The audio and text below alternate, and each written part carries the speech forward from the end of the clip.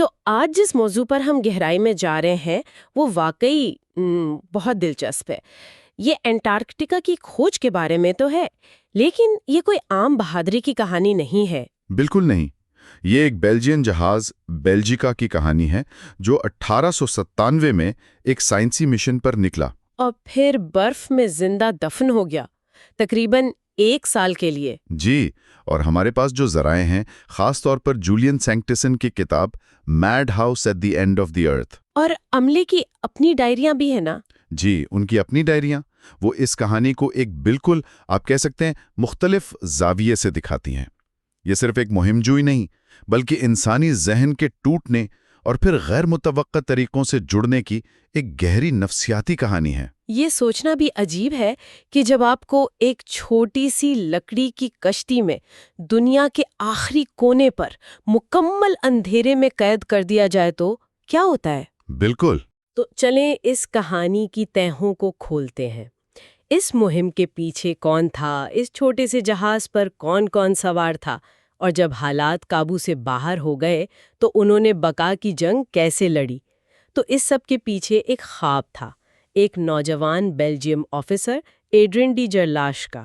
جی، وہ چاہتے تھے کہ ان کا ملک بیلجیم قطبی تحقیق کی دنیا میں اپنا نام بنائے۔ منصوبہ تو بہت بڑا تھا، یا تو میگنیٹک جنوبی قطب تک پہنچنا یا پھر تاریخ میں سب سے زیادہ جنوب کا سفر کرنا۔ لیکن ایک بہت بڑا مسئلہ تھا۔ کیا؟ بیلجیم کو اس کام کا کوئی تجربہ ہی نہیں تھا۔ اچھا، تو پھر عملہ اور فنڈز کیسے جمع ہوئے؟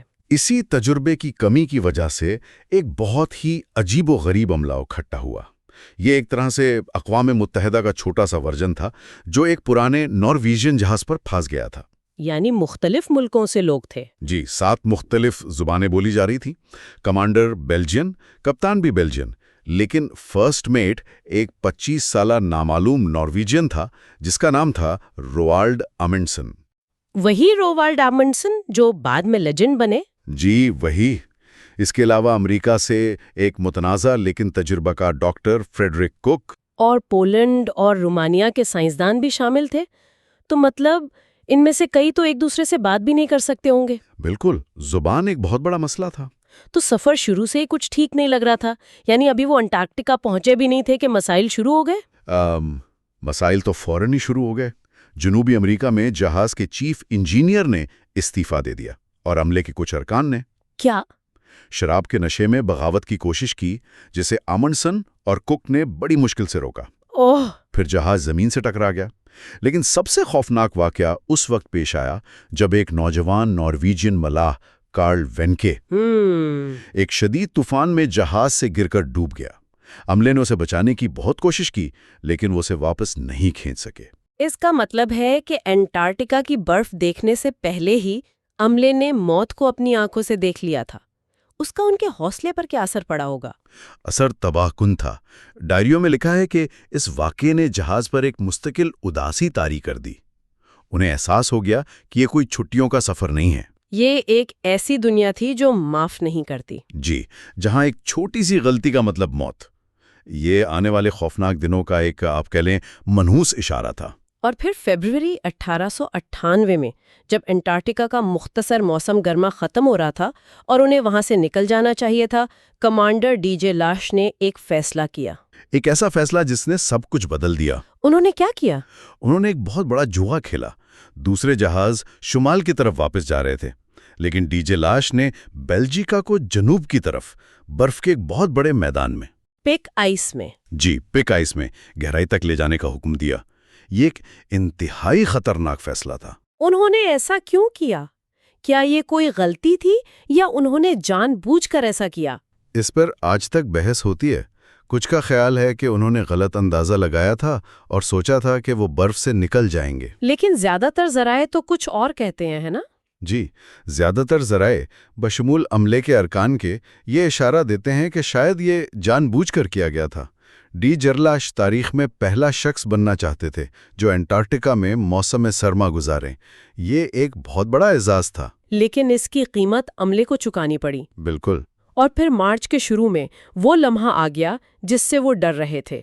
10 मार्च 1898 को जहाज मुकम्मल तौर पर बर्फ में जम गया। जी, डॉक्टर कुक ने अपनी डायरी में उस लम्हे की हौलनाकी को बयान करते हुए लिखा, हम बर्फ के एक ना खत्म होने वाले समुंदर में कैद हैं। वो लफ्जी तौर पर जमीन के किनारे पर फंस गए थे और उनके चारों तरफ मीलों तक सिर्फ सफेद खामोशी थी। और ये बर्फ कोई पुरसुकून झील नहीं थी, ये एक जिंदा सांस लेता हुआ अफरीद था जो मुसलसल हरकत करता था और जहाज पर दबाव डालता था। मैं तसव्वुर कर सकती हूँ कि रात को वो बर्फ के चरचराने और टूटने की आवाजें सुनते होंगे। जी, ये जानते हुए कि किसी भी लम्हे ये दबाव उनके लकड़ी के जहाज को माचिस की तीलियों की तरह कुचल सकता है। और सितम ज़रीफ़ी ये है कि यही कुछ सालों बाद सर अर्नेस्ट शैकल्टन के जहाज एंड्योरेंस के साथ हुआ। बिल्कुल, और वो जहाज दरअसल डी जरलाश ने ही बनवाया था, लेकिन उसे बेचना पड़ा था। तो वो बर्फ में फंसे हुए थे, लेकिन अभी बदतरीन वक्त आना बाकी था। जी, अभी तो शुरुआत थी। 17 मई को सूरज डूबा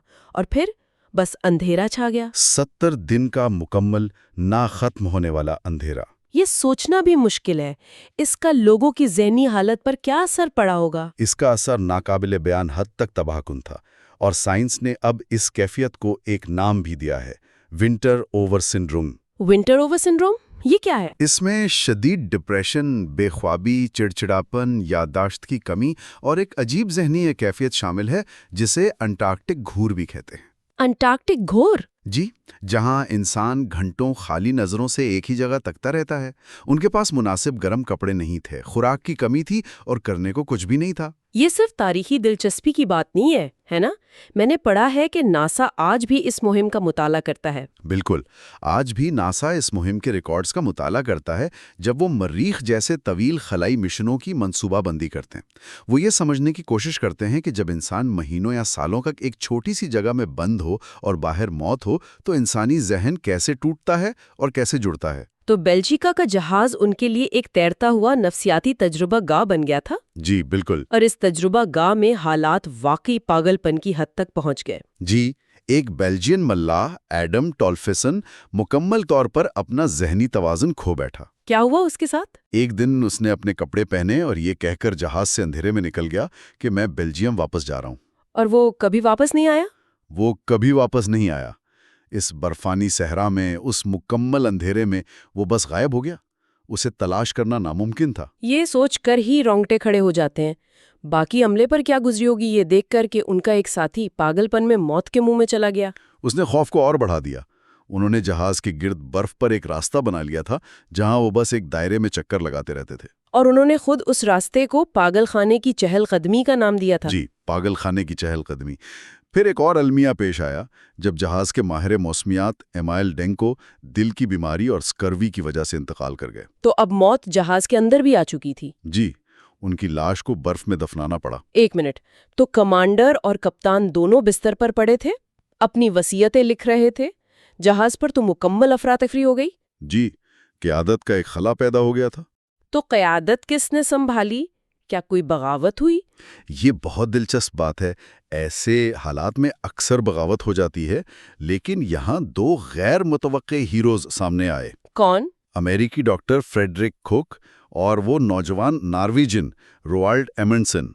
डी जरलाश और कप्तान लेक्वाइंट इस कर्वी की वजह से इतने बीमार हो गए थे कि उन्होंने कमान छोड़ दी थी। तो डॉक्टर कुक ने क्या किया? उसने हालात को कैसे संभाला? यहाँ कुक का तजुर्बा काम आया। वो इससे पहले आर्कटिक में मकामी इनुइट लोगों के साथ वक्त गुजार चुके थे। अच्छा। उन्होंने देखा था कि इनुइट लोग ताज़ा गोश्त, खास तौर पर कच्चा गोश्त खाकर इस कर्वी जैसी बीमारियों से महफूज रहते हैं। उन्हें यकीन था कि डब्बे में बंद खुराक उन्हें मार रही है। और उसका इलाज ताज़ा गोश्त है, चाहे वो पेंगुइन का हो या सील का हो। बिल्कुल। लेकिन मैं तसव्वुर कर सकती हूँ कि ये तजवीज़ ज़्यादा मकबूल नहीं हुई होगी।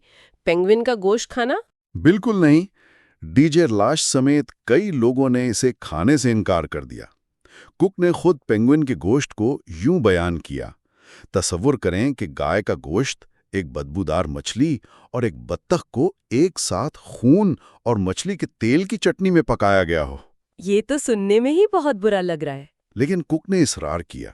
उसने और अमंडसन ने खुद शिकार करना शुरू किया और जो लोग बीमार थे उन्हें जबरदस्ती ये गोश्त खिलाया। और उसका नतीजा क्या निकला?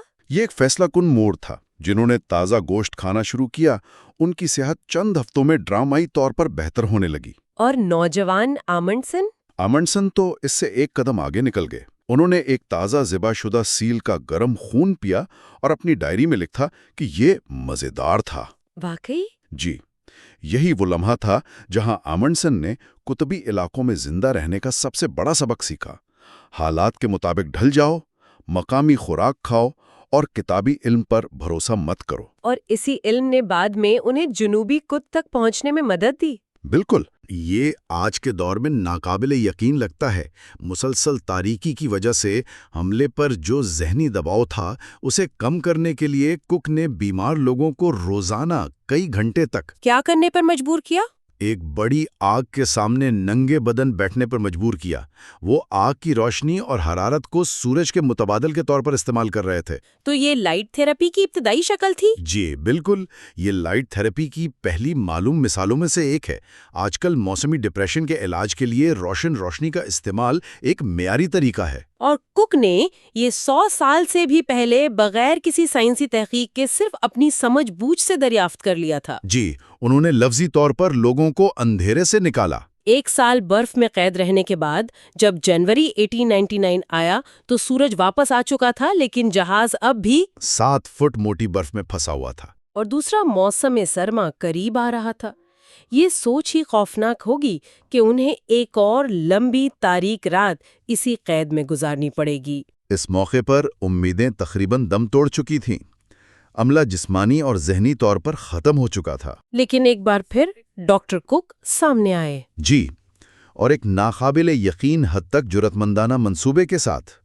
انہوں نے تجویز دی کہ وہ جہاز سے کھلے پانی تک، جو تقریباً 1 میل دور تھا، برف میں ایک نہر کاٹیں۔ یہ تو پاگل پن لگتا ہے، تھکے ہوئے بیمار لوگوں سے میلوں لمبی 7 فٹ گہری برف کاٹنے کو کہنا۔ سب نے یہی سوچا تھا، لیکن کک ایک قائل کرنے والے شخص تھے۔ انہوں نے انہیں سمجھایا کہ کام کرنا بیکار بیٹھنے سے بہتر ہے۔ تو انہوں نے کام شروع کر دیا۔ جی، انہوں نے دھماکہ خیز مواد کا استعمال کر کے برف کو توڑا اور پھر بڑی بڑی آریوں سے اسے کاٹنا شروع کیا۔ اور ایک حیرت انگیز چیز ہوئی۔ کیا؟ اس شدید محنت نے ان کی توانائی ختم نہیں کی، بلکہ امید نے انہیں نئی طاقت بخشی۔ وہ پاگل خانے کی چہل قدمی کرنے والوں سے ایک مقصد کے لیے کام کرنے والی ٹیم میں بدل گئے۔ یہ نفسیات کا ایک بہترین مظہر ہے نا؟ جب انسان کے پاس کوئی مقصد ہوتا ہے تو وہ ناقابل یقین حدود کو بھی پار کر سکتا ہے۔ بالکل، نہر کاٹنا صرف ایک جسمانی کام نہیں تھا، یہ ان کی بقا کی جنگ کی علامت بن گیا تھا۔ آخر کار تقریباً 1 مہینے کی انتھک جدوجہد کے بعد 14 مارچ 1899 کو جہاز نے آخری رکاوٹ کو توڑا۔ اور 377 دن برف میں قید رہنے کے بعد آزاد ہو کر کھلے پانی میں داخل ہو گیا۔ واہ! جب بیلجیکا نومبر 1899 میں بیلجین کے شہر اینٹورپ واپس پہنچا تو ان کا استقبال قومی ہیروز کی طرح کیا گیا۔ جی، لوگوں کا ایک بہت بڑا ہجوم جمع تھا، جشن منایا جا رہا تھا۔ بظاہر یہ کامیاب مہم تھی جو واپس آ گئی تھی، لیکن اس سفر نے ہر ایک کی زندگی ہمیشہ کے لیے بدل دی تھی۔ اس کے نتائج بہت دوررس تھے۔ روالڈ ایمنڈسن نے جو کچھ وہاں سیکھا، اس کی بنیاد پر وہ اپنے دور کے سب سے بڑے قطبی کھوجی بنے اور جنوبی قطب کو فتح کیا۔ اور سائنسی لحاظ سے بھی یہ مہم اہم تھی۔ بہت اہم۔ یہ مہم 1 سال تک انٹارکٹک موسم کا ڈیٹا اکٹھا کرنے والی پہلی مہم تھی، جو بہت قیمتی ثابت ہوا۔ اس نے انٹارکٹیکا میں بین الاقوامی سائنسی تعاون کی ایک مثال بھی قائم کی، جو آج بھی انٹارکٹک معاہدے کی شکل میں زندہ ہے۔ اور فریڈرک کک، ان کی کہانی شاید سب سے پیچیدہ اور المناک ہے۔ ہاں، بیلجیکا کے بعد کک نے دعویٰ کیا کہ وہ 1908 میں شمالی قطب پر پہنچنے والے پہلے شخص ہیں۔ لیکن اس دعوے کو بڑے پیمانے پر جھوٹا سمجھا گیا اور رابرٹ پیری کو یہ اعزاز دیا گیا۔ جی، یہ ایک بہت بڑا تنازع بن گیا۔ بعد میں انہیں امریکہ میں تیل کے حصوں میں دھوکہ دہی کے الزام میں کئی سال کے لیے جیل بھیج دیا گیا۔ تو وہ ایک قومی ہیرو سے ایک قومی شرمندگی بن گئے۔ جی، ایسا ہی ہوا۔ یہ کتنا عجیب ہے، جہاز پر وہ ایک نجات دہندہ تھے جس نے سب کی جان بچائی، لیکن دنیا کی نظر میں وہ ایک بدنام شخص بن گئے۔ یہی اس کہانی کا سب سے دلچسپ اور سوچنے پر مجبور کرنے والا پہلو ہے۔ بیلجیکا پر فریڈرک کک بلا شبہ ایک ہیرو تھے۔ انہوں نے اپنی ذہانت، ہمت اور غیر روایتی طریقوں سے پورے عملے کی جان بچائی۔ رولڈ آمنڈسن بھی تو انہیں اپنا استاد مانتے تھے؟ جی، رولڈ آمنڈسن، جو خود ایک لیجنڈ بنے، نے اپنی پوری زندگی فریڈرک کک کو اپنا استاد مانا اور ہمیشہ ان کا دفاع کیا، لیکن باقی تاریخ انہیں زیادہ تر ایک دھوکے باز اور فراڈ کے طور پر یاد رکھتی ہے۔ تو یہ ہمیں سننے والوں کے لیے ایک سوال پر چھوڑ جاتا ہے۔